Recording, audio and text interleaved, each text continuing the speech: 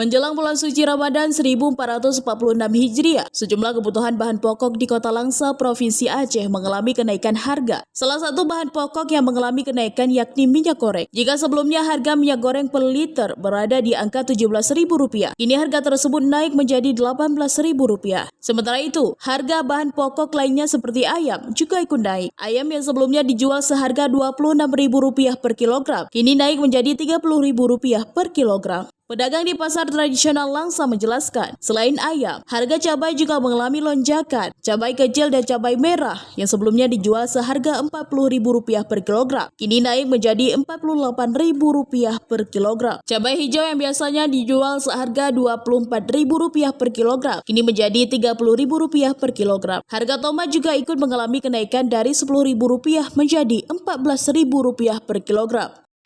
Ada cabai merah naik, harganya 46, antara 46 sampai 48. Yang biasanya harga 36, kemarin harganya 40 juga. Tomat 14.000, biasanya harganya 10.000.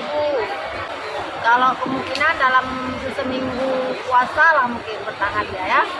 Sementara itu, warga Kota Langsa mengakui jika menjelang Ramadan ini, semua kebutuhan bahan pokok mengalami kenaikan yang cukup signifikan. Warga berharap agar harga kebutuhan pokok segera turun dan kembali stabil.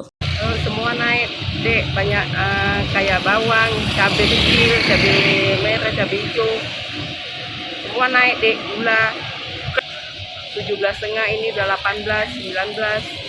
Peningkatan harga-harga bahan pokok ini diperkirakan akan terus berlanjut hingga bulan Ramadan, yang tentunya dapat mempengaruhi daya beli masyarakat. Pemerintah diharapkan dapat segera mengambil langkah-langkah yang tepat agar kenaikan harga tidak semakin memberatkan masyarakat. Dari Kota Langsa, Selina Vita melaporkan untuk Puja TV.